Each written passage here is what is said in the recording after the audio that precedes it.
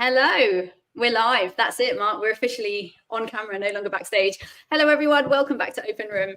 I'm even more smiley than usual, I think, because Mark and I have been chatting so much off camera. We forgot the first 4 minutes. We're supposed to be live. Thank you for being here.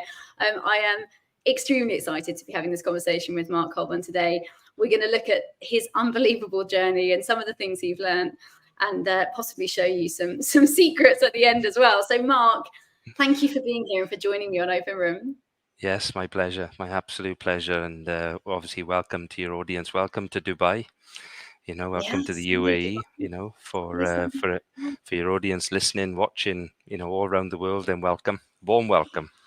Oh, welcome. Exactly. I love that. And, Mark, I knew you a long time before you obviously knew me. I had followed your story on LinkedIn predominantly, which is where I found you first, and just read about some of the unbelievable challenges and realities that you took as, at least from the outside world, huge opportunities and really shifted your entire life. So for anyone that doesn't know, I would love just to start with the backstory, which I know you've told 100,000 times probably.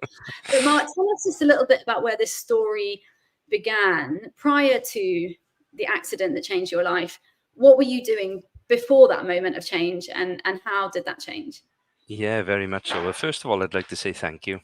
Thank you for inviting me, onto, this amazing facility that we now have, which is obviously the internet and technology and live streaming, etc., etc. So, first of all, it's a big thank you from me. So I think the story, if I want to sort of, take your audience back, all the way back to the 1980s, when I guess I was, I suppose a young lad falling in love with sport, falling in love with health and well-being. And one of my heroes was actually Daley Thompson. And for those of you that don't know who Daley Thompson is, then, please use the Wi-Fi or internet and go and Google Daley Thompson. And I kept saying to my late father when I was probably around, maybe 10, 11 years of age, how come this guy is so good? He won gold in the decathlon in 1980 and then, duplicated it again in 1984. And I just thought, how can this guy be so good, world class, at the 10 different events, not just 1, 2, or 3 events, but, basically world class at 10. And I'll never forget my late father saying to me, well, he eats all his food. Eats his greens. He eats his greens, he drinks obviously lots of hydration and fluid, and he has lots of sleep. And that was it. That was just my pathway to become, an Olympic champion. So to answer your question, health, well-being, sport, activity, was my driver, all through growing up, as a young lad in South Wales, which, most people may know. Wales is obviously the home of rugby, and obviously had a big passion for rugby, all the way through my teenage lives and certainly into my adult life when, I got married and started working and still continued, to stay fit and healthy. And I didn't realize until, I joined British Cycling many, many years later that I actually had a passion, for dopamine, for this feeling we get, this sort of internal, happy drug that we've been given as human beings. So yeah, it was definitely, sport, health and well-being. So yeah, life for me, honestly, before my accident, was just a normal working class environment, but always had that athlete mindset, always gave 100%, in everything I did, because I don't like the feeling of regret, if that makes sense, because you have to live with it, You did. So yeah, I was a senior accounts manager working for a PLC company in 2009, and I'd actually been divorced about 3 years at that point. So, a lot of free time on my hands, and I was racing triathlon. I was a keen rock climber, and obviously paragliding, was one of those obsessions, that Peter Pan moment that I aspired for, yeah. But when your feet leave the floor, when you start to fly, there's nothing like it, So that was me. That was me before my accident, So, I mean, I specialize in empathy, but paragliding is not one of the things I find it easy to empathize with. because I have no desire to take my feet off the ground. But of course you did, and that was what you were doing the day that your life significantly changed. I'm assuming that there is some memory of being in the sky, having your Peter Pan moment, feeling fabulous because you were floating before things changed. Tell us a little bit about what happened that day. Yeah, very much so. It was a perfect day. It was a May Day bank holiday, and the conditions were perfect. You know, we had probably 22 degrees in South Wales where I was flying, blue sky, you know, and yeah, I was flying with the club that I was part of, and we'd had about probably about 4.5, 5 hours of flight time through the day, and then about 5 p.m. we sort of went back up for the last sort of 1 hour, and unfortunately I flew into a crosswind.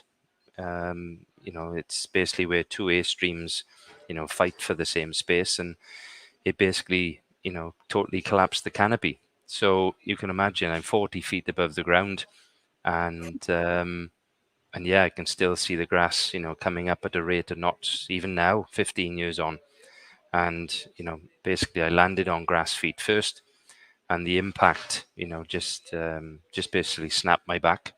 So I broke T12, you know, which is a thoracic, you know, vertebrae around where your belly button is, and then got airlifted, you know, by the Wales Air Ambulance, which I'm forever grateful for, you know, saving my life, I suppose, that afternoon, and then being told in hospital that night after an MRI and an X-ray that, you know, unfortunately I'd broken my back. And I kept saying to the doctor, you know, I said, what? He said, yeah, you've broken your back. So in my head, I thought, well, this is it. You know, in my mind, this is it. This is the end. You know, this is the end of the life that I've always aspired to have, you know, through health, well-being, activity, positivity. And I guess, you know, it was just, I suppose, the end of one life and the beginning of another life, you know. Now, Yeah. Mark, excuse my ignorance if I maybe have this wrong, but for me, as a layperson, I understand that you've broken your back to mean you have to be in a wheelchair. Is that a normal assumption, or is that not how things are? Yeah, and I think, you know, that was my assumption. You know, 15 years ago when I was given that news, I just thought, oh my gosh, you know, I'm going to be in a wheelchair for the rest of my life. No more sport, no more activity, no more job, no more life, no more nothing, you know. But thankfully, my spinal cord was still intact, you know, intact. So what that meant was that if anybody actually severs or damages their spinal cord severely, then they lose all of the nerve damage to their arms and their legs, to end up as a quadriplegic, for instance. So anybody that breaks their neck high up, you know, between C2, C3 level, unfortunately, those people then, you know, lose all the use of their legs, you know, for the rest of their life. Whereas, you know, I was very grateful that, you know, the vertebrae that I'd broke, even though it's split, you know, the nerves that go in and out of that vertebrae go to my feet, my calves, my hamstrings, and my bum muscles. So those are the muscles that I've lost the use of technically.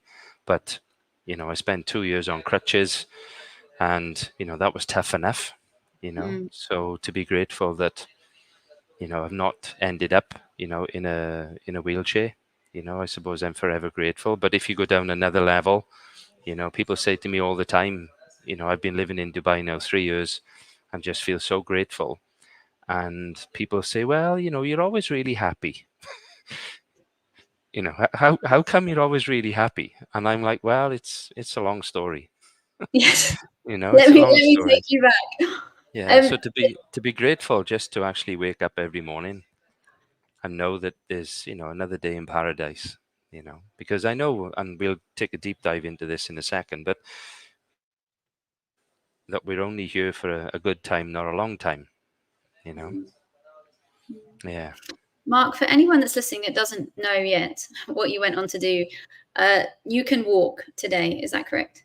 that's correct. Anyone? Yes, I actually walk like Charlie Chaplin as a metaphor, as a reference, you know, which yeah, is a blessing. You know, I don't put it on; it's real.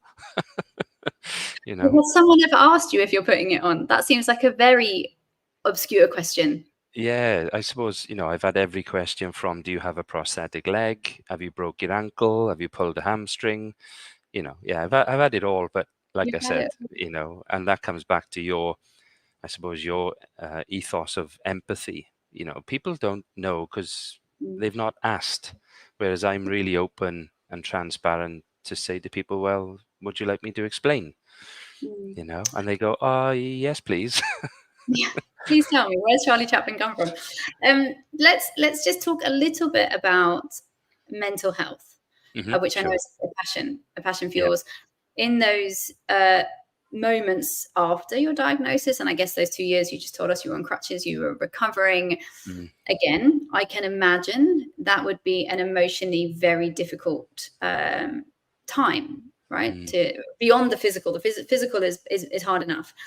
What was that like? That mental strength to face such a significant shift from this active, sport-loving man yeah. to someone who was in some form, probably the wrong word, but had a form of disability or restriction on the movement that you could then bring into the world. How was that Yeah. emotion? Well, if I take you back when I was in college, I studied psychology. So I Mm, understand the Kubler-Ross change curve. I understand the levels that we go through emotionally at the cellular level. And it was difficult for me to actually live out those feelings because I'd mm, almost dismissed it. When the lady in hospital who was the psychiatrist, explained to me that I was going to go through all these changes and feelings and emotions. And I was like, no, no, no, no, no. I'm tougher than that. Yeah, but Mother Nature never gets it wrong. So I'd gone through the denial, the shock, the anger, and probably I'd say about 4 months in, after the accident, I'd almost given up. Having that conversation with my parents about euthanasia and obviously wanting to end it all, and I'm trying to think. It must have been about 4 months, and I'll never forget. My dad caught hold of me by the scruff of my neck. And he said to me, listen to me now, you're going to get through this. Are you listening? Because you're a winner. Okay. You've never given up. Why would you give up now? Enjoy the life ahead of you, whatever life you're going to have, good, bad, or ugly. And that was the pattern interrupt that I needed. It really, really was. And then, yeah, lo and behold, 3.5 years later, at the London 2012 Paralympic Games, I literally lived out a childhood dream. So it's a How big how thanks. did that happen, Mark? How do you go from depressed and considering death Mm. to being in an Olympic auditorium? I mean, that feels, surreal. I, How I did that think I think there's two answers actually. One, being in front of the right people, okay, happen? being in front of a cycling coach who saw a glimpse of brilliance in me, who saw the ability to go on and achieve great things. So to answer your question, how did Mark Colbourne go from breaking his back to breaking world records? Mm, mm, Was big thanks to Neil Smith, who was the coach that I first met, and he had that conversation with British Cycling. British Cycling said, "Okay, we'll take a look. He's a bit old. He's a bit heavy. He's not really a cyclist. He's more of a javelin thrower." Um, but what I did have was, um, many different skills, and one of those skills was that I was coachable. You know, mm. and that's what you need as a pro athlete. Yes, you need the ability, the big lungs, the big heart, strong legs, whatever, but you need to be coachable because these coaches know better than you. Does that make Yeah, sense? yeah, yeah. That's So, not happening. so that opportunity then was offered, by British Cycling, and I just needed to literally give 100% and prove myself. I guess prove myself, and that's when 2011, I got to race in 5 races. I came back with 5 medals. This is 2 years after breaking my back. British It's Cycling were like, madness, isn't it? they were like, wow, okay, we've still got, well over 12 months before the games.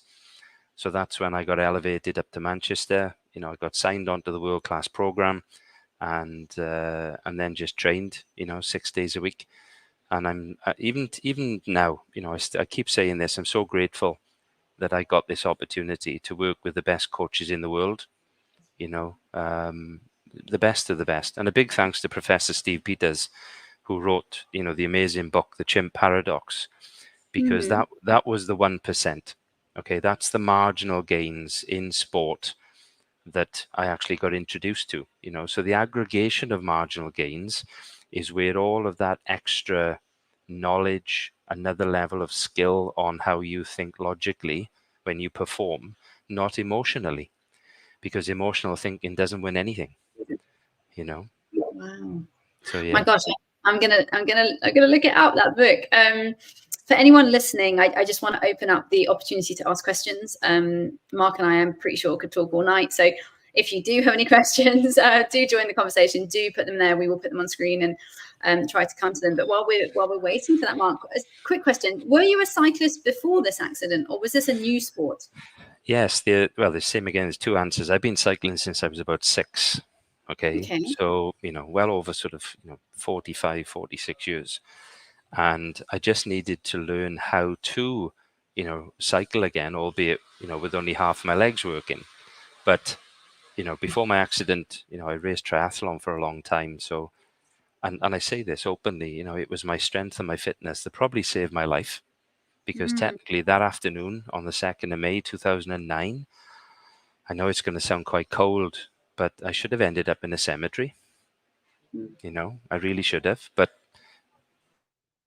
yeah, I suppose by the grace of God, there was something bigger and, more impactful, over the horizon, shall we say. Now, I know today you use this life experience to teach others. And I know that you quite passionately talk about change, which I also talk about quite a lot, how we confront change, how we use it, how we face adversity. And people are always asking me, Mark, about, how do you do it and where do you get your energy from? And you talked a lot already about gratefulness, which I resonate with so, so deeply. I use it every day in every moment of my life. I am so grateful for what I get to do. Why is it, do you think, that people are so scared of change? What is it about the human brain? What is it about us that fears the unknown? And then Anas, we'll definitely come to your question as well. Yes. Well, I think, if we had 2 hours, we could probably take a really deep dive into this. But I think the shortened answer is, the human brain loves certainty. It loves security, and it doesn't like the unknown. Okay. It doesn't like the unknown, because when we step into the unknown, that's when our fight, flight, or freeze, behavior really kicks in. So you immediately stop yourself. Okay. And when we go through change, and this is from my experience, we go through the 4 pillars of change, which is apprehension, fear, doubt, and uncertainty. Okay. And there's many more levels, but they, in my opinion, are the 4 main feelings that we go through, So that's what stops us. There's many other reasons, embarrassment, failure to our peers, for instance. But remember, I'd waited for that opportunity to become a professional athlete for 30 years. Okay. So there was nothing that was going to stop me, because for me to go to London 2012, I technically had nothing to lose, nothing to lose at all, just to live out that childhood dream. Give 100%. And this is from the words of Professor Steve Peters. To give 100%, you have to accept the outcome. I want to think about that. To give 100%, you have to accept the outcome. Yeah, because you can't give 110%. Yeah. Because it doesn't exist. Whoever invented, oh, come on now, Mimi, you've got to, give 110%. Sorry, it doesn't exist. Okay, you can only give your best. And when you give your best, you then have to accept the outcome. Okay, so all of the hard work is done before you're going to do sport, career, exam, whatever, So yeah, but to answer, Anna's great question here, if you could give only one piece of advice from your journey, what would it be? And that's it. Whatever you're going to do, give 100% and accept the outcome. In other words, if you continue to make it a lifestyle, you'll never die with regret. Yeah, I love that. I feel very similar to that, Mark. I think I probably phrase it differently, but we're saying, me and your professor are saying the same thing, which is if you do something with enough sort of authentic intention, you can't go wrong. So for me on my journey, for example, I get up every day and I do it again, and I invite amazing people like you to come and talk to me, and sometimes they say yes. And I just believe that if you keep doing that, like you said, you can't regret. You may not get where you want to go. We all have our own dreams and goals, but what I love about your story is that ability to also accept that there was another way to that goal or that dream. And I think that's really hard for people, right? Because we grow up with like, I want to do it this way. You wanted to be a world awarded Olympian, but I'm pretty sure you weren't expecting to break your back in order to do it. So it's brilliant. It's a brilliant example of, like you said, just giving into the reality that you have in front of you and then embracing that and getting back on that dream. Yeah, there's a great quote that I use that I've borrowed because I don't steal, but I've borrowed it from Mike Tyson. Obviously the very famous, legendary, historic world champion boxer. And the quote is that we have to live life on life's terms. Oh, nice. And how do we do that, Mark? I mean, what's your advice? Because I know you just said, we have to accept what happens, but that's not that easy, and we're living in a world where 400 million people are suffering with depression. 52% of us are lonely. Yeah. How do we do that? How do we live life on life's terms? How do we develop the resilience to do that? Yeah. So, there's two great answers here, that going back to what I said about stepping into the unknown, okay, the apprehension, the fear, the doubt, the uncertainty. And that's what we feel when we need to reach out. Even though we want to, that's what stops us. Okay. So I'm happy to share, I've been depressed. Okay. I've been lonely. I've stood on top of the world in the Olympics, literally, the pinnacle of sport, in the world in my sport. Okay. And yet literally 12 months later, I felt all those feelings again of emptiness, loneliness, and I kept thinking to myself, I shouldn't be feeling this way. Okay. I shouldn't be feeling this way. And the reasons being is, that we are afraid to reach out. But in my experience, that 10 minutes of embarrassment, having to reach out to somebody, okay, it literally dissipates all those feelings, because that person who has empathy, who has perspective and understanding, those are the people that like, and trust, who will put their arms around you and help and support you. But it's those people, unfortunately, who never reach out. Those are the people that suffer, Yeah, I actually, interestingly, wrote exactly that so my new book comes out soon. And chapter 6 of that book is about exactly what you just said. And for the audience, Mark and I did not discuss this before we came on here. But that exact moment, people are constantly asking me how to overcome loneliness. And the only person that can overcome loneliness is you, right? But as you said, Mark, there is so often this barrier that stops us doing that. And I think more often than not, fear of failure or fear of embarrassment are the two, that sit in the middle of that. And the fear of the unknown. The fear of the unknown. Fear rejection. Of the unknown. Right? What if they don't like me? Don't respond? What if they don't answer? What if nobody likes what I'm wearing? Yeah. What if they judge me? So think about this. Think about this just on this subject, okay? I'd gone through breaking my back at the age of 40. Within 3 years, I'm a double world record holder, world champion, Paralympic gold medalist, got awarded the MBE by Prince Charles, now King Charles. And yet literally 18 months later, after the games, I'm sat in my house thinking, where's my life gone? Because it was quiet and it was peaceful, but it was lonely.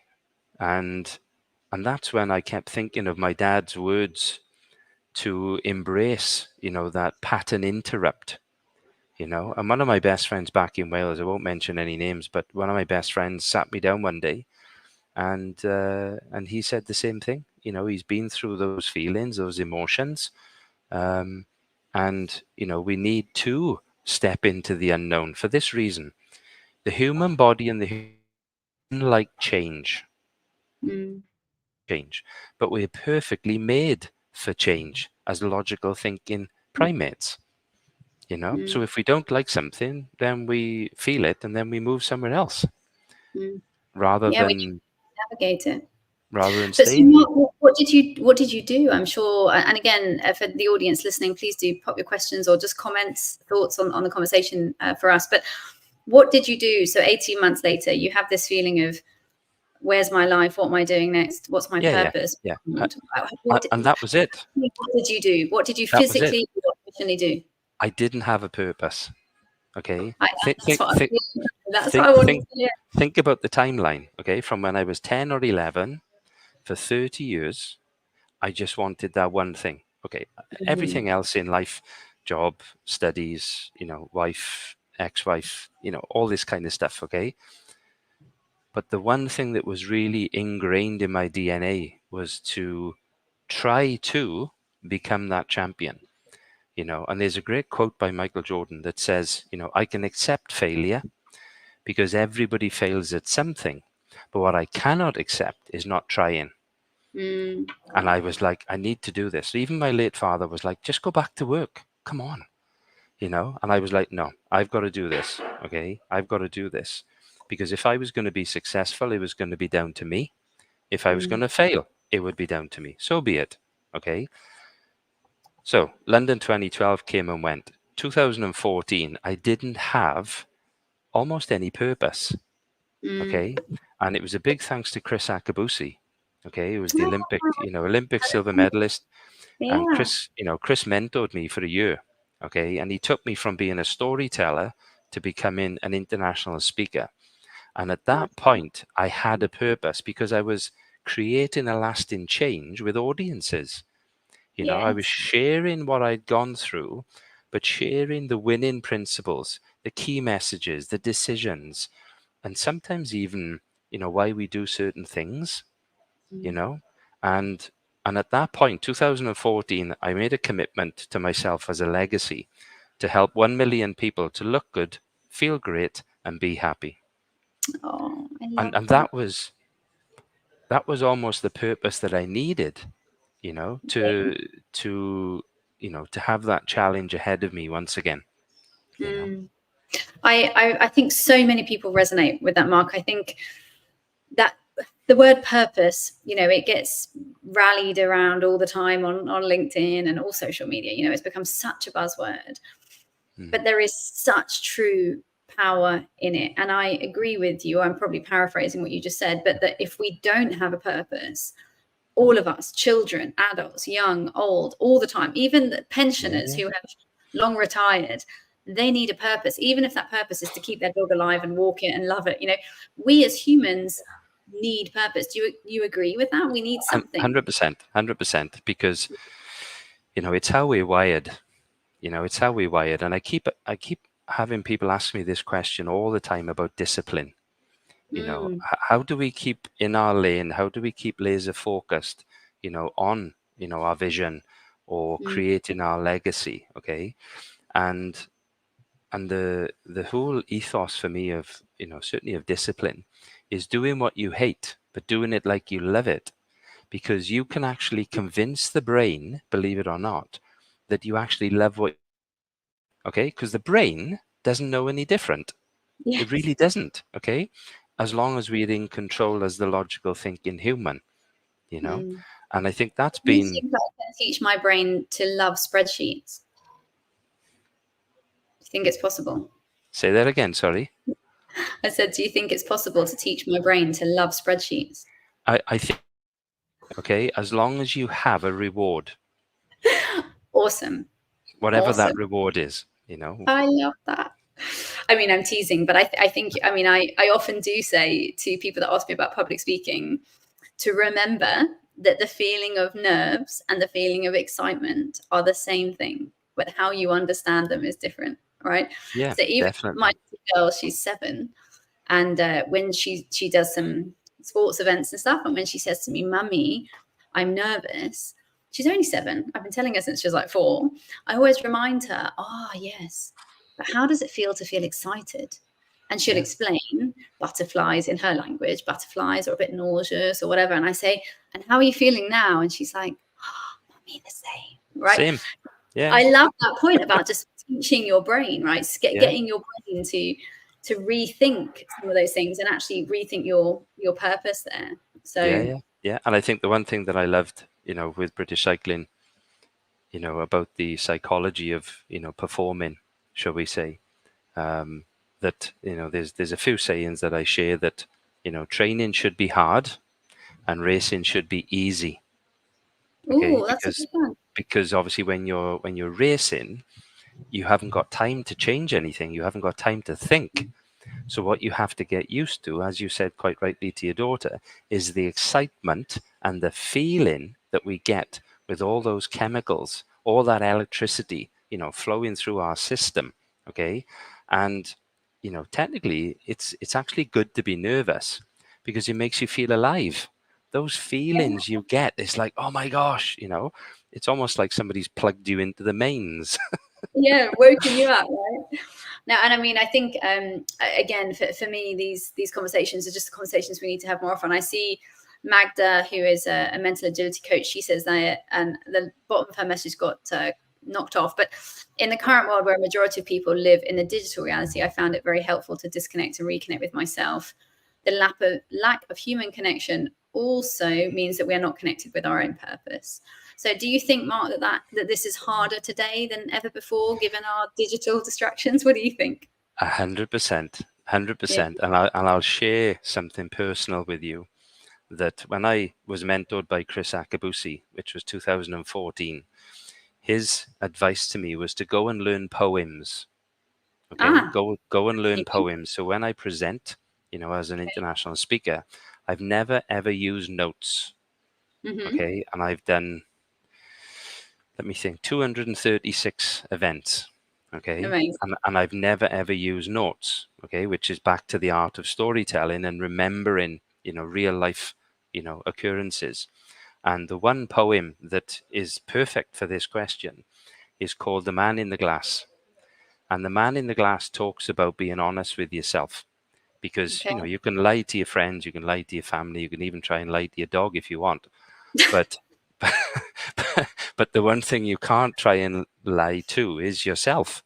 Mm. Okay. And it's a 4 paragraph poem that, I love reciting because the audience could be anybody. It could be, general workers, could be staff, could be a C-suite executive event, where these people technically all have the belly button in the same place and they all react and think and feel the same because we're all made up the same, you know. Um, so yeah, definitely The Man in the Glass is a wonderful poem to help people to not disconnect from technology, because if we did, we wouldn't be having this conversation, you Yeah, know. this is true.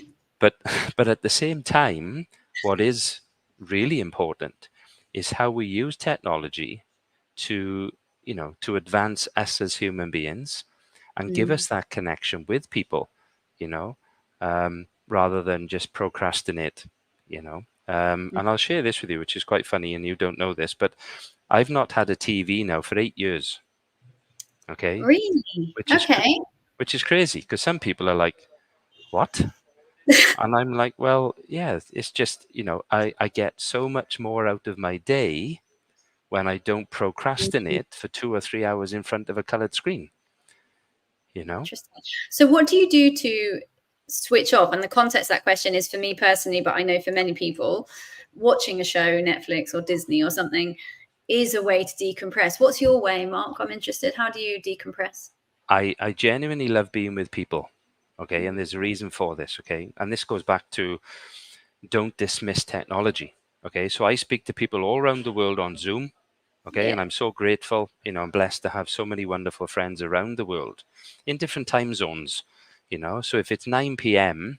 on a Wednesday night, for instance, I could be having a Zoom call, with somebody in Wales or somebody in Australia or wherever. Okay. And the reason for that is that when I was a young kid, I probably about maybe, same again, 9 or 10, my dad explained about obviously how short life really is. Okay, that we Mm. are born, we don't ask to be born, we don't choose to be born, but we're born, we live this incredible life, and then it ends. Okay, now whatever people's beliefs are after that, I respect that. I totally respect it. Okay, But my dad said to me, please understand that the one thing you cannot take with you is all of the material things you work for. Yeah. Okay. So the house, the car, the shoes, the holiday home, the yacht, whatever, whatever. Okay. But the one thing you do take with you is experiences, feelings, emotions, friendships. Okay. That's what we take with us when we pass on. So I've just almost filled my life now full of abundance with people. Okay. And back to my late father again, he always said, just give anybody 10 minutes of your time. Okay. Well, what's 10 minutes? Okay. And it's true. It is so true. So I fill my life full of Zoom calls. I wish I had shares in Zoom, but there we go. I feel like me and your dad, although in like different generations, different parts of the world, different backgrounds, have a lot in common. I wish I had met him. But I particularly like his last comment there around what's 10 minutes.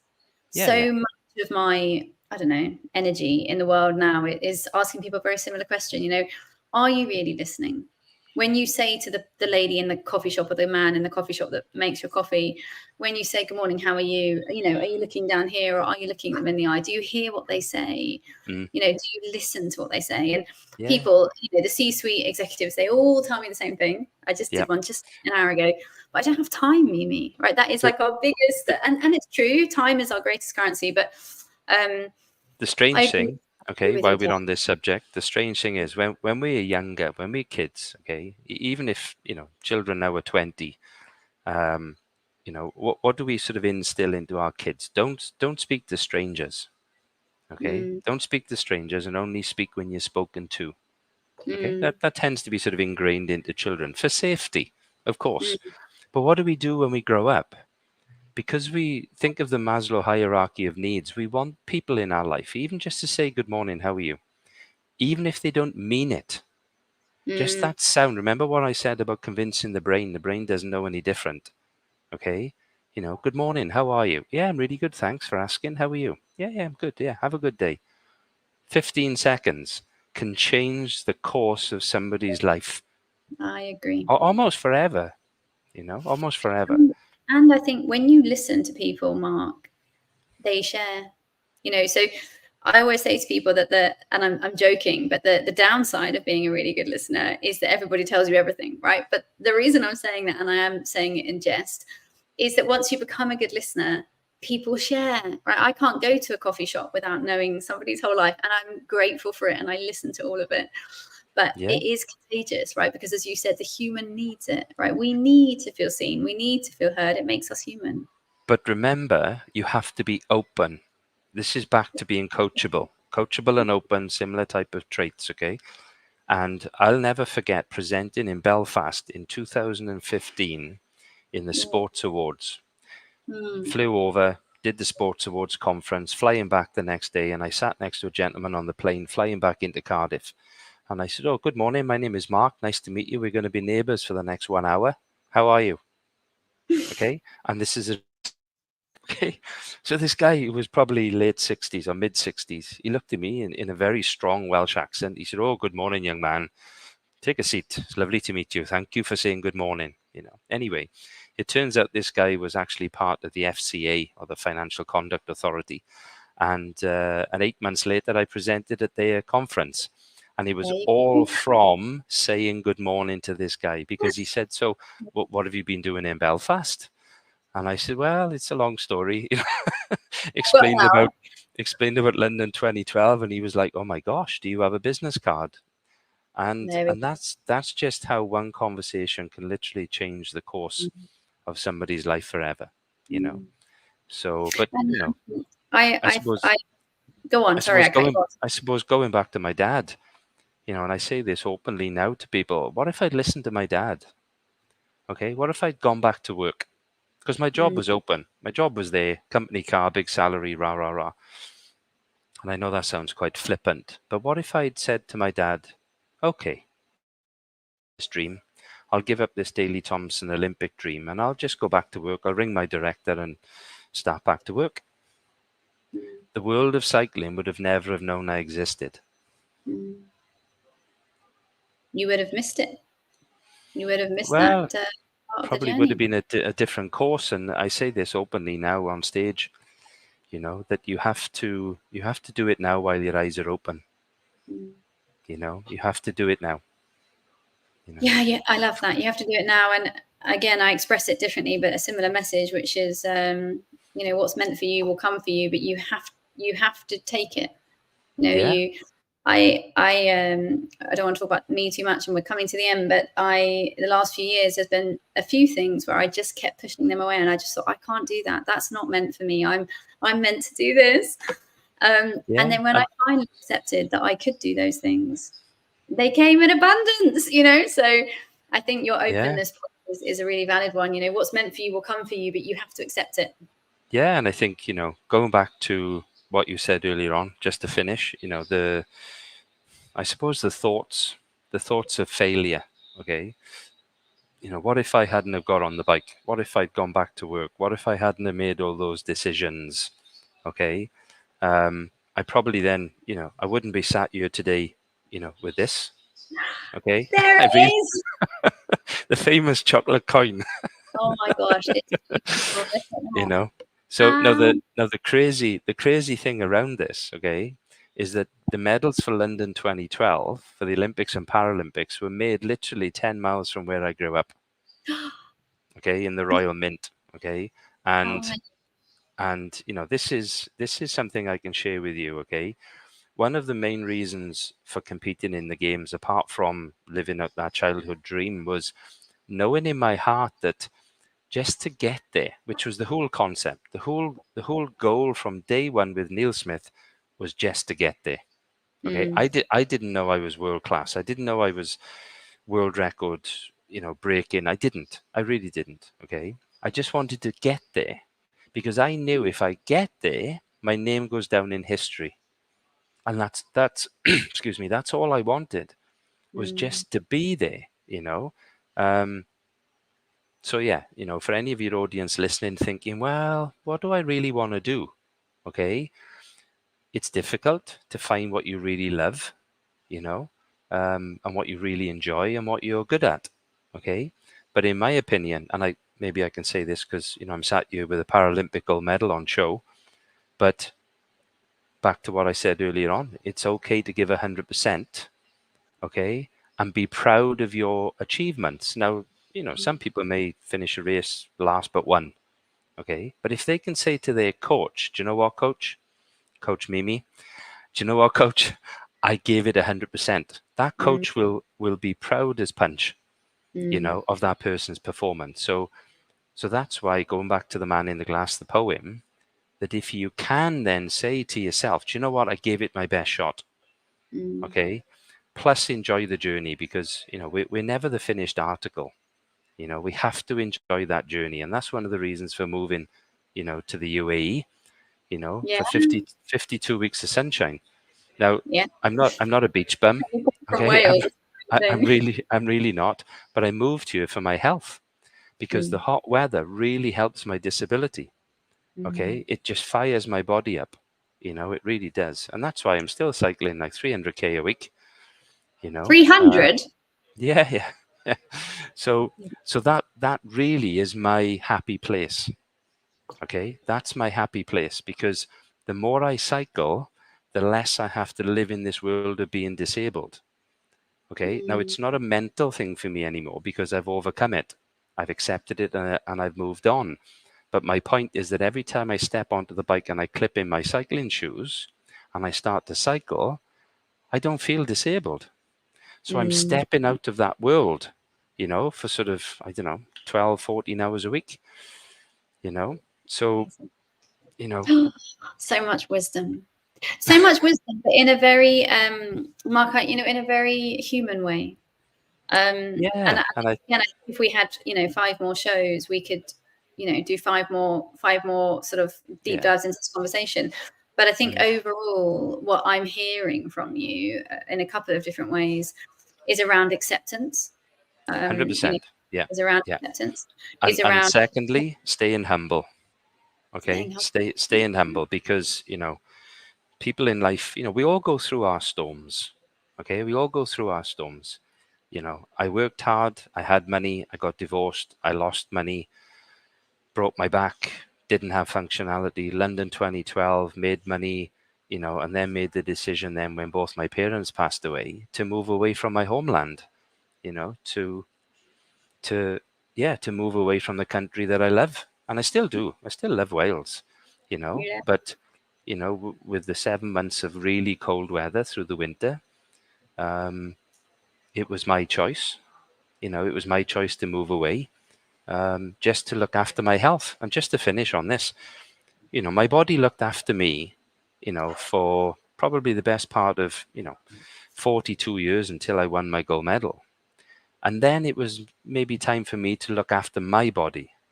Does that make sense? Because it did, it actually given me the life and the childhood dream that I'd always aspired for. And now it was, now it was time for me to give back to my body, to look after, the functionality and the disability in warm weather. Don't get me wrong, Mimi, some days it's brutal here, but Some days 50 degrees is more than you need. But listen, Mark, it's been an absolute pleasure. I can't help thinking that maybe we could do more after this, just this connection, because for everyone listening, I didn't know Mark. I knew him through LinkedIn, through other friends. And, to very quickly end, someone mentioned earlier, I think Magda mentioned earlier about, digital and digital, in connection.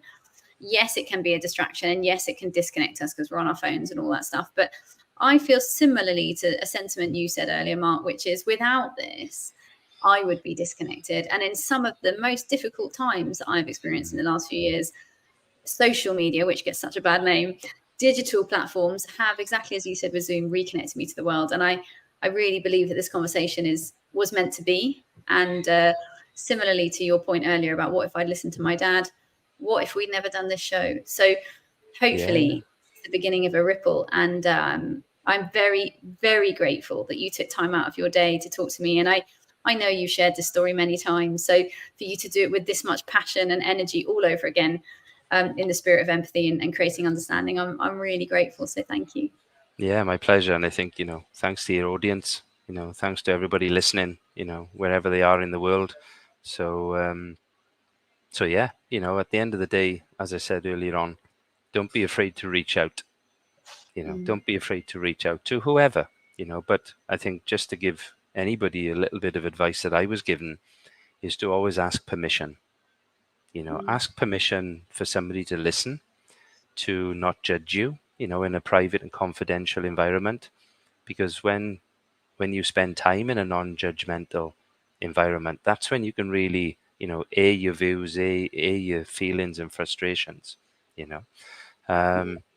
So yeah, so once again, thank you ever so much for the invite. It's lovely to connect with you, lovely to see you, albeit electronically. Yeah, well, next time in person. And for everyone listening, everything Mark just said in that last sentence is the whole point of Open Room. I created this to be an open room, where there, any conversation can go and anyone can come and be part of it and really do that, create that connection. So thank you, Mark. Thank you for everyone that tuned in and was here with us today. And I really look forward to continuing the conversation. But for everything you've done, well done. I think you're an utter inspiration. And for me, and I'm sure for everyone that listens to you all around the world, we need people like you, Mark, to share those stories. So I think it's really important to finish on this, that, I as I said, I'm just a normal guy. Okay, I'm just a normal guy with a very different mindset.